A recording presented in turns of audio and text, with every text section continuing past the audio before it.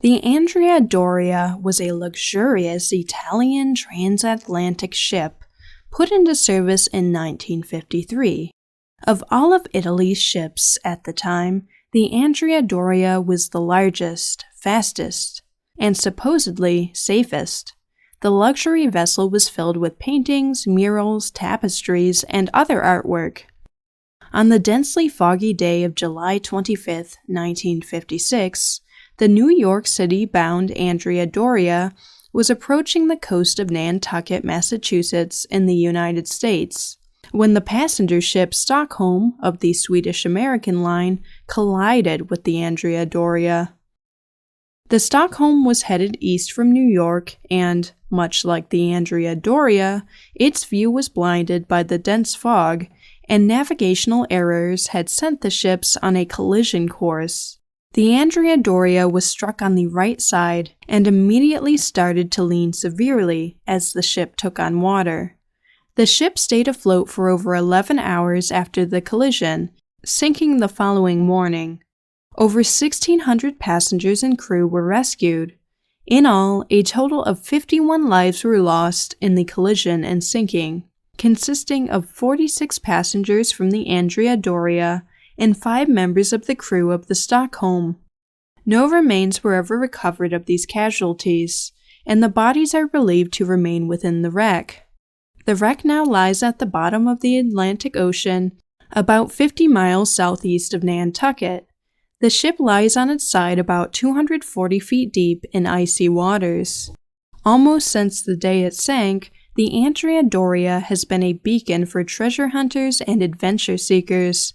It offers the lure of history, artifacts, and danger. Treasure hunters often return from trips to the Andrea Doria with artifacts like fine china, cookware, and personal trinkets. Diving conditions at the wreck site are considered very treacherous. Strong currents and heavy sediment can reduce visibility to zero and pose serious hazards to diving, making it hard to navigate around the 700-foot-long ship. Holes in and out of the Andrea Doria have opened and closed throughout the years on the decaying wreck, making it easy to get lost and disoriented. Thick fishing nets drape over the hull of the ship. An invisible web of thin fishing lines, which can snag scuba gear, pose another danger. If all these dangers weren't enough, the ship's depth also puts it well below the limit recommended for recreational divers. Because of these factors, the Andrea Doria is considered one of the most dangerous wrecks to dive. At least 22 scuba divers have lost their lives diving the wreck. At least half of those who have died were very experienced technical divers who were quite competent with what they did. Here are some of their stories. Story 1. 49-year-old David Bright of Flemington, New Jersey, was a skilled wreck diver and scientific researcher who had dived the remains of the Andrea Doria more than 100 times. He had an important collection of artifacts salvaged from the ship, including china and crystal, which he often lent to museum exhibitions. David's diving career spanned 30 years. He routinely dived famous wrecks around the world, including the Titanic. David was an internationally renowned authority on the sinking of the Andrea Doria.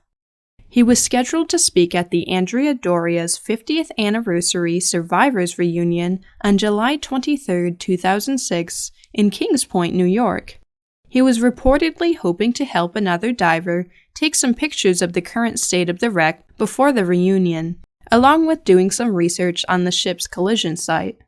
On Saturday, July 8, 2006, David, as he had done many times before, went diving at the wreck site of the Andrea Doria. He resurfaced from the dive, boarded the dive boat, and collapsed. He was suffering from decompression sickness and went into cardiac arrest. He was evacuated by the Coast Guard helicopter and taken by ambulance to Cape Cod Hospital, where he was pronounced dead. Story 2.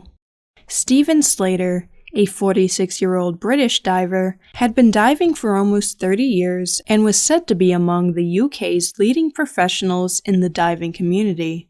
He was very safety conscious and didn't take any more risks than he had to on his dives. He had been on hundreds of dives, including deeper wrecks than the Andrea Doria. He had even discovered many wrecks in the North Sea and worked to identify them through historical research. On Monday, July 24, 2017, Stephen was part of a group exploring the wreck of the Andrea Doria. Stephen and the other group members dived to a depth of about 220 feet. They intended to explore the wreck for 20 to 30 minutes.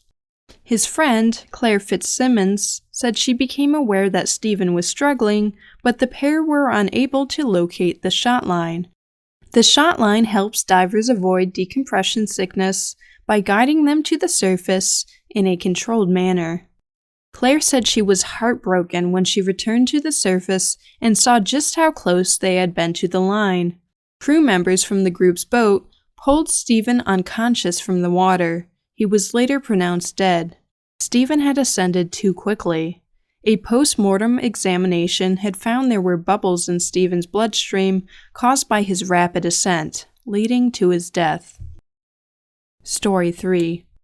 On July 21, 2015, Thomas Pritchard, a 64-year-old scuba diver, was on a boat called the John Jack, a 50-foot commercial diving boat out of Point Pleasant, New Jersey. He was on an expedition to explore the wreck of the Andrea Doria. He headed down to the wreck to secure a mooring line that connected the diving boat to the Andrea Doria. After he and 2 crew members attached the line, they had a few minutes to explore the ship before they had to resurface. They all ventured out separately. The first crew member reached the surface about 75 minutes later. The next came up 15 minutes later. But Thomas never appeared. He had vanished. A search and rescue team was called, but his body was never found. Thomas was an experienced diver, having picked up the hobby later in life. He was also a long-time Penn State professor. He was part of the Neural and Behavioral Science Department in the College of Medicine. Story 4.